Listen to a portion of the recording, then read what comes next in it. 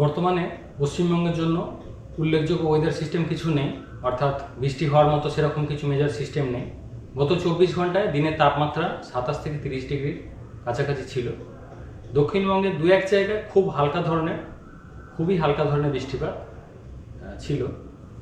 তো 8 থেকে 13 তারিখ পর্যন্ত প্রধানত শুষ্ক পরিষ্কার ওয়েদারই থাকবে, বৃষ্টিপাতের সম্ভাবনা নেই। 14 তারিখে বিশেষ করে পশ্চিমের জেলাগুলো দক্ষিণবঙ্গের, সেই সাথে মালদা, সাউথ দিনাজপুর, এই জেলাগুলো দু এক জায়গায় কিছুটা সম্ভাবনা রয়েছে বৃষ্টিপাতের 14 তারিখ। তাপমাত্রা আগামী কয়েকদিনে ধীরে ধীরে একটু বাড়বে, 2-3 ডিগ্রি মতো বাড়বে। বিশেষ করে 11 তারিখের পর থেকে দিনের তাপমাত্রাটা বেশ খানিকটা বাড়বে। কলকাতা পার্শ্ববর্তী অঞ্চলে 13 তারিখ পর্যন্ত শুষ্ক পরিষ্কার ওয়েদার, 14 তারিখ আংশিক মেঘলা আকাশ। দিনের সর্বোচ্চ তাপমাত্রা আগামী কয়েকদিন 31 ডিগ্রির কাছাকাছি থাকবে।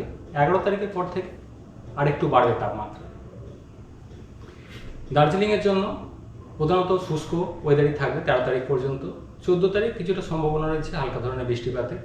তাপমাত্রা 15-16 ডিগ্রির কাছাকাছি সর্বোচ্চ, সর্বনিম্ন 6-7 ডিগ্রির কাছাকাছি।